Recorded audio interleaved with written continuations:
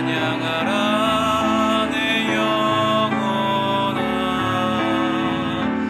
내 속에 있는 것들아 다 찬양하라.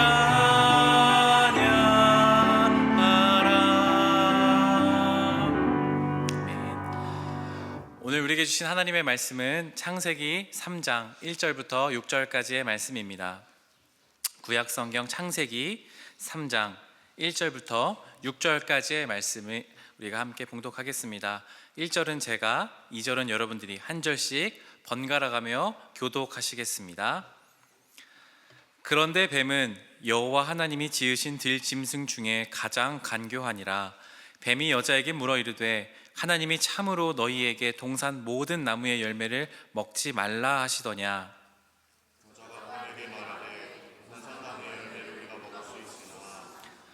동산 중앙에 있는 나무의 열매는 하나님의 말씀에 너희는 먹지도 말고 만지지도 말라 너희가 죽을까 하노라 하셨느니라. 너희가 그것을 먹는 날에는 너희 눈이 밝아져 하나님과 같이 되어 선악을 알 줄 하나님이 아심이니라. 여자가 그 나무를 본즉 먹음직도 하고 보암직도 하고 지혜롭게 할 만큼 탐스럽기도 한 나무인지라.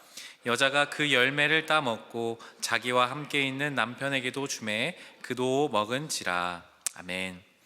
우리 함께 외치고 시작하겠습니다. 하나님 나라 임하소서.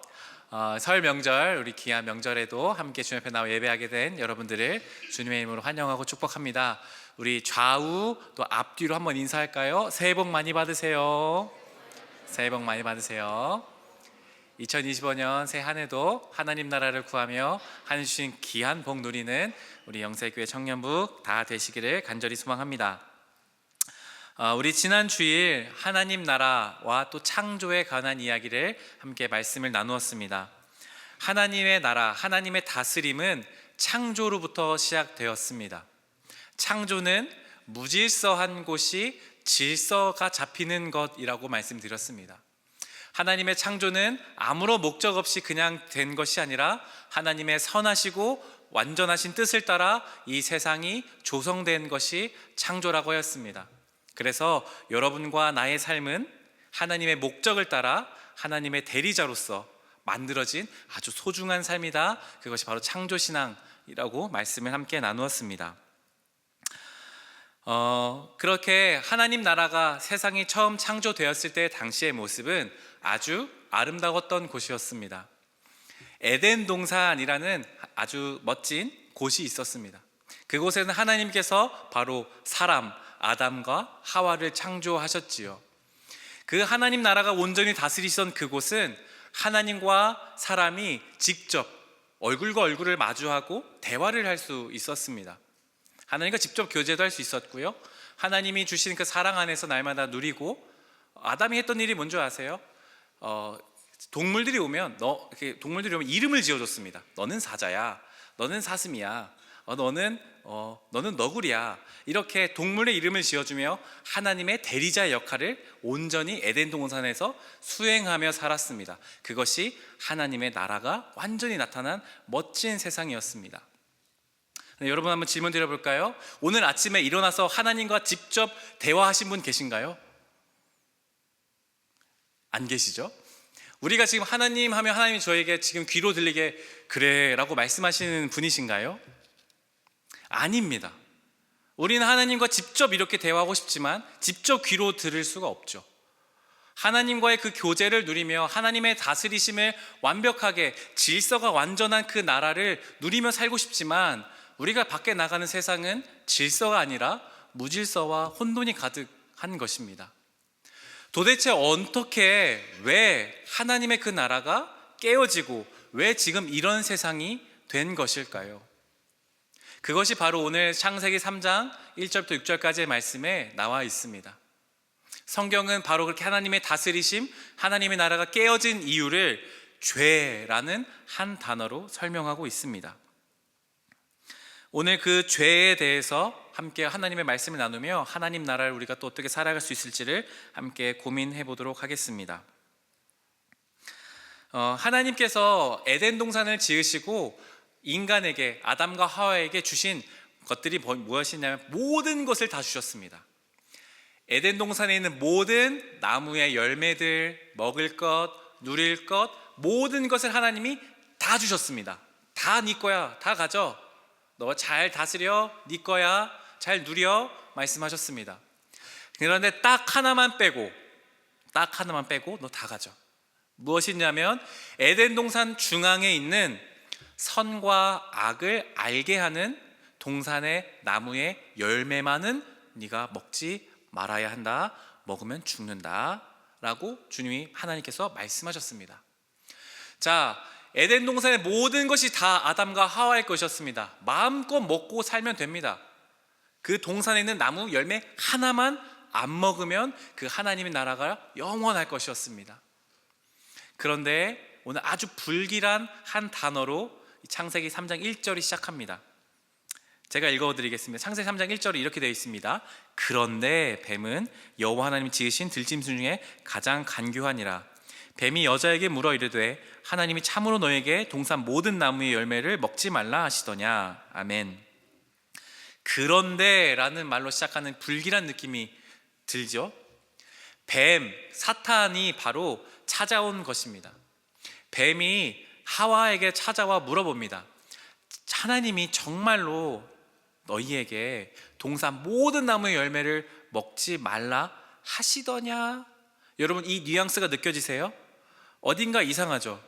하나님이 모든 나무의 열매를 먹지 말라고 정말로 그러셨어? 라고 은근하게 떠보고 있습니다. 그런데 중요한 것은 이 뱀의 질문에 대한 하와의 대답이 아주 중요합니다. 함께 볼까요? 창세기 3장 3절 말씀, 위에 먼저 말씀 9절만 읽겠습니다. 함께 읽어볼까요? 시작.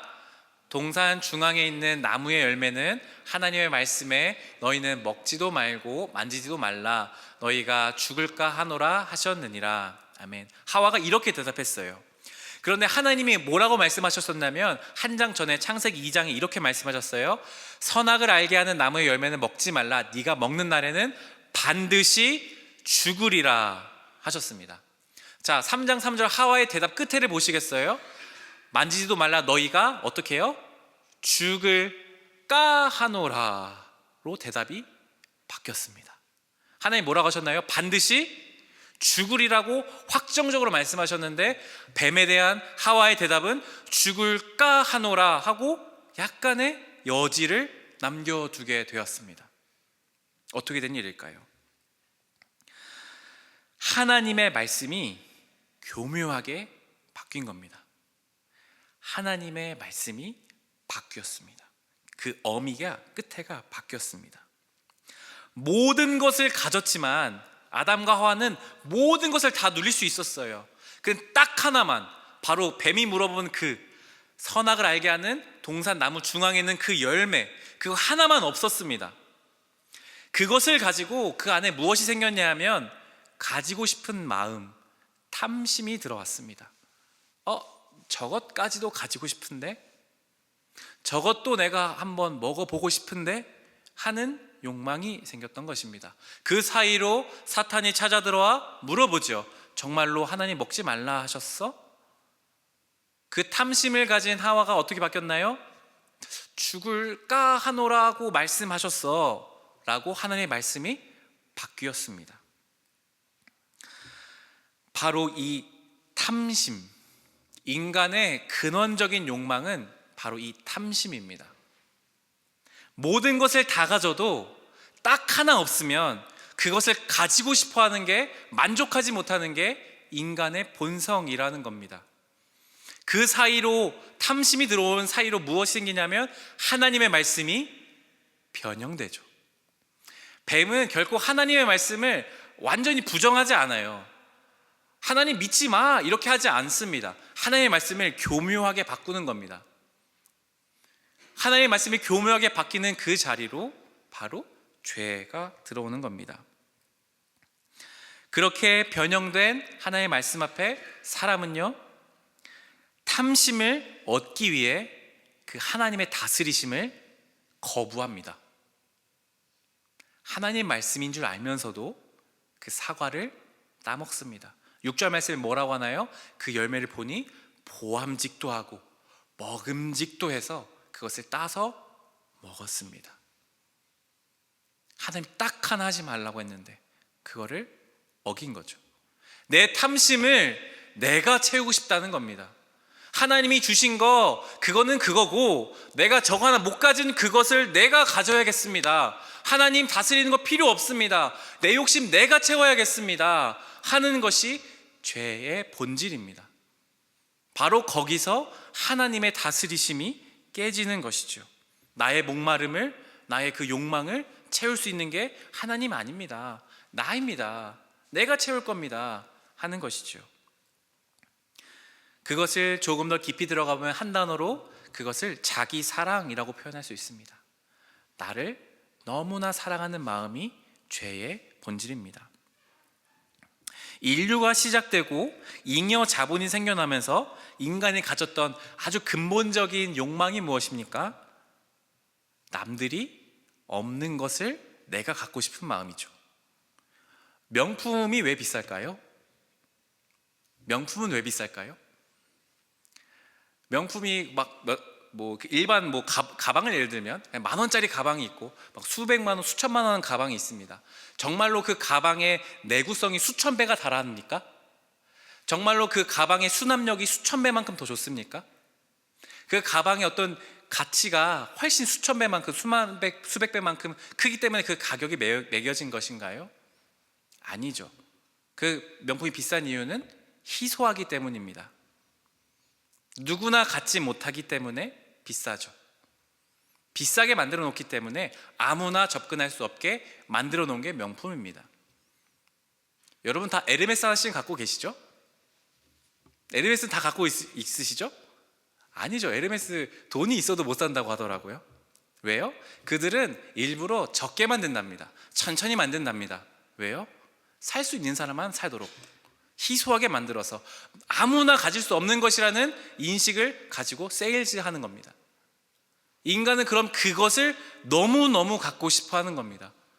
하와가 그랬던 것처럼 딱 하나 가지지 못한 그것을 바로 명품을 갖고 싶은 욕망이 바로 그런 인간의 근원적인 욕망인 것입니다. 바로 그 욕망을 채우려고 애쓰는 그것이 죄의 본질에 가까운 것입니다. 여러분, 죄라는 단어는 사실 두 가지로 쓰입니다. 화면을 보여주시겠어요? 앞에 대문자로 시작하는 sin이라는 단어가 있습니다. 앞에가 sin, S-I-N, 원죄, 오리지널 sin이 있습니다. 그리고 소문자로 sins라고 있습니다.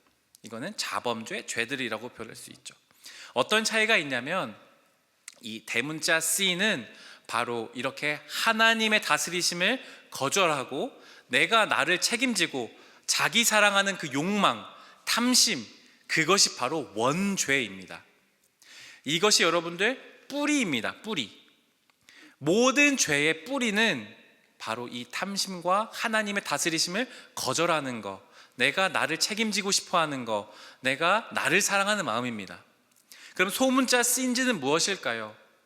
이 뿌리로부터 맺혀진 열매들입니다. 무엇이 있을까요? 거짓말하는 거죠. 미워하는 거죠.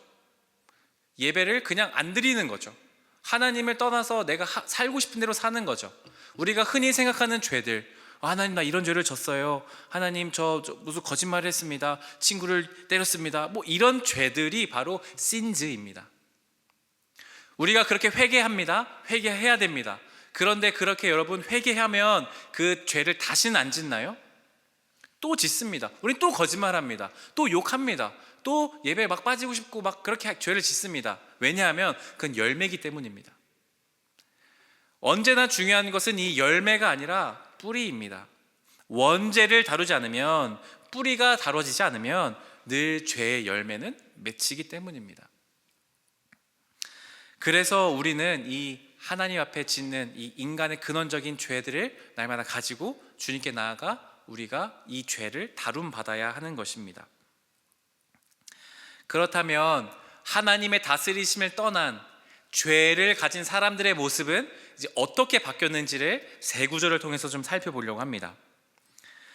창세기 3장 8절 말씀 제가 한번 읽어드리겠습니다. 그들이 그날 바람이 불 때 동산에 거니시는 여호와 하나님의 소리를 듣고 아담과 그의 아내가 여호와 하나님의 낯을 피하여 동산 나무 사이에 숨은지라. 여러분, 제가 에덴동산에서 하나님과 어떻게 살았다고 했죠? 하나님과 직접 대화하며 살았습니다. 그런데 오늘 죄를 짓자마자 하나님의 얼굴을 피해 나무 사이에 숨었습니다. 죄를 가진 인간의 본질의 모습은 하나님을 향해 숨는 것입니다. 하나님을 마주하고 싶지 않는 것입니다. 하나님을 두려운 겁니다. 인간이 죄를 지면 하나님을 피해 숨게 됩니다. 두 번째 모습은 무엇이냐면 창세기 3장 12절 아담이 이르되 하나님이 주셔서 나와 있게 하신 그가 그 나무 열매를 내게 주므로 내가 먹었나이다. 여러분, 남자들 잘 기억하세요. 진짜 이러시면 안 됩니다. 하나님이 오셔서 아담에게 물어보세요. 너 그거 왜 먹었어? 내가 먹지 말라 그랬잖아. 아담이 뭐라 그랬을까요? 하나님이 만드신 그 여자, 내게 아내로 주신 그 여자가 내게 줘서 내가 먹었습니다. 자기 아내를 팔아먹는 거죠. 핑계를 대는 겁니다. 정말 멋없지 않나요? 남자가 가장으로서 한 몸 된 자기 아내를 팔아버리는 거죠. 하나님 다스림을 떠난 죄의 모습은 바로 이렇게 인간의 관계도 단절시키는 겁니다. 그뿐만이 아닙니다. 더 확장되면요, 창세기 4장 8절에 보면 가인이 그의 아우 아벨에게 말하고 그들이 들에 있을 때에 가인이 그의 아우 아벨을 쳐 죽이니라. 이제 더 나아갑니다. 가인과 아벨, 형 가인과 동생 아벨이 함께 하나님께 예배를 드렸습니다. 그런데 하나님께서 아벨의 예배만 받으셨습니다. 가인이 그것이 너무 화가 났습니다. 왜 내 제사만 안 받아주시는 거야? 자기를 돌아보지 않고 어떻게 했냐면 아벨을 들로 불러서 돌로 쳐서 죽여버립니다. 질투가 났거든요. 죄를 진 인간의 본성은 내 모습을 돌아보지 않고 상대방을 쳐 죽이는 인간의 관계가 완전히 끊어지는 모습인 것입니다. 그 끝에는 어떻게 되는 줄 아세요? 창세기 11장 4절 또 말하되 자 성읍과 탑을 건설하여 그 탑 꼭대기를 하늘에 닿게 하여 우리 이름을 내고 온 지면에 흩어짐을 면하자 하였더니, 이제는 어떻게 하냐면 하나님을 떠난 인간의 모습은 이제 탑을 쌓기 시작합니다. 그 유명한 바벨탑을 쌓는 것입니다. 바벨탑. 우리가 가진 능력과 우리의 힘과 기술력을 모든 것 다 활용해서 하는 게 뭐예요? 탑을 쌓아 하늘까지 다 보려고 하는 겁니다. 하나님 말고 우리의 이름을 높이 쌓아보자 하는 것이죠. 이게 바로 인간의 죄를 지닌 본성의 모습입니다. 하나님과의 관계도 끊어지고 사람과의 관계도 끊어지고 하나님을 대항해서 더 높아지려고 하는 게 인간의 모습입니다. 그래서 지금 우리가 하나님의 다스리심이 깨어져 있는 것입니다. 저는 이런 상황을 보면서 이 시대에는 이 죄가 극단적으로 나타나는 두 가지 모습을 좀 보게 됩니다. 여러 가지 모습들이 많죠. 당연히 죄의 모습들 많습니다. 저는 두 가지를 좀 주목해서 보고 있습니다. 첫 번째는 뭐냐면 나르시시즘입니다. 나를 너무너무 사랑하는 마음이에요. 그러니까 내가 너무너무 좋은 겁니다. 대표적으로 SNS가 있죠. 인스타그램이 있습니다. 인스타그램 자체가 저는 나쁘다고 생각하지 않습니다. 아주 좋은 도구이고 훌륭한 도구입니다. 그러나 그 SNS에 너무 깊이 빠지다 보면 나르시시즘이 작동하는 것이죠. 내가 사람들에게 이렇게 비춰지는 모습이어야만 하는 것입니다. 내가 나의 모습이 아니라 이렇게 정말 좋은 모습, 예쁜 모습, 멋진 모습, 나는 이런 좋은 걸 먹어, 난 이런 좋은 호텔을 갔어, 이런 좋은 여행지를 갔어, 이렇게 사는 것만이 내 모습으로 인정되는 거죠. 그 위에 모든 건 인정하지 않는 거죠. 자기만을 향하는 모습, 상대방이 없어 나만 가지고 나를 사랑하는 그 마음이 극대화되어 있는 나르시시즘이 죄로 나타난 또 하나의 중요한 모습이라고 저는 생각합니다. 또 하나는 그 극단에 있는 모습입니다. 바로 자기 비하입니다. 내가 나를 너무 사랑해서 나는 이런 모습이 되고 싶은데 그렇게 되지 못합니다. 그럼 하는 게 뭐냐면 나를 스스로 깎아내리는 겁니다. 나는 원래 이것도 안 돼. 나는 원래 이렇게 태어난 사람이야. 나 원래 못생겼어. 나는 원래 할 수 없어. 난 원래 능력이 없어. 난 원래 보잘것없는 사람이야. 난 원래 주목받지 못하는 사람이야. 그러니까 난 저기 뒤에 있어야지. 나는 원래 그래. 자기 비하하는 것이죠. 양 극단에 있는 자기 사랑, 이 죄의 본질이 맞닿아 있는 모습들을 보게 됩니다. 죄는 하나님의 다스리심을 축소시킵니다. 죄는 나를, 자기를 확장시킵니다.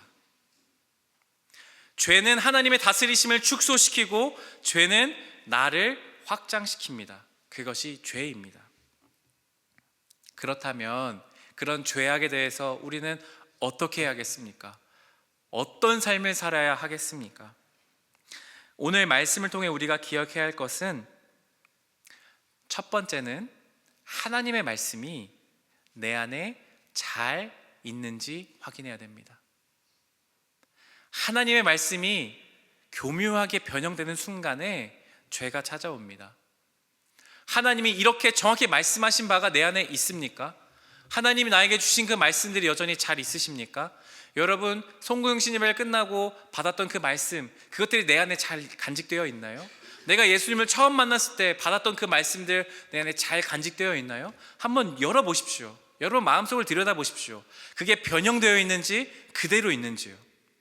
변형되어 있다면 여러분들은 죄 가운데 거할 수 있는 확률이 매우 높습니다.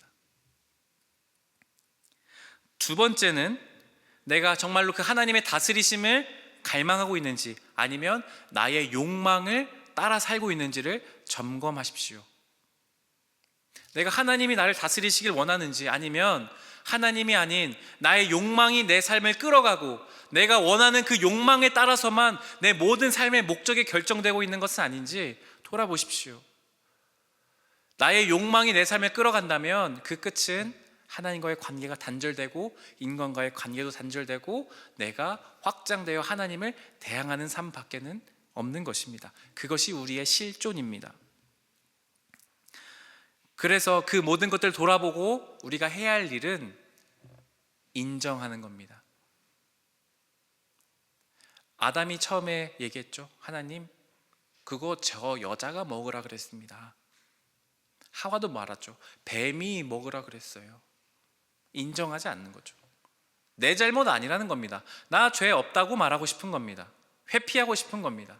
그러나 우리는 우리의 스스로 내면을 돌아보고 나서 그 정확하게 우리에 있는 내면을 하나님께 인정해야 합니다. 그것이 우리가 할 수 있는 가장 첫 번째 태도입니다. 교회에 전통적으로 내려오는 이런 말이 있습니다. 오 펠릭스 쿨파. 오 펠릭스 쿨파. 이게 무슨 뜻이냐면 오 복된 죄악이여 하고 감탄하는 겁니다. 죄를 보고 복되다고 말합니다. 앞뒤가 좀 안 맞죠? 죄가 어떻게 복될 수 있을까요? 죄를 향해서 우리가 막 경탄하는 태도를 오 펠릭스 쿨파라는 말로 설명하고 있습니다. 이게 뭔 줄 아세요? 죄가 죄된 것을 발견했을 때에만 우리가 하나님께 나아갈 수 있기 때문입니다. 내 안에 스스로 죄가 인정되지 않으면 우리는 하나님께 결코 나아가지 않습니다. 그래서 정말로 내가 내 죄가 인정되는 사람들 있죠. 아 진짜 내 안에 자기 욕망이 있구나.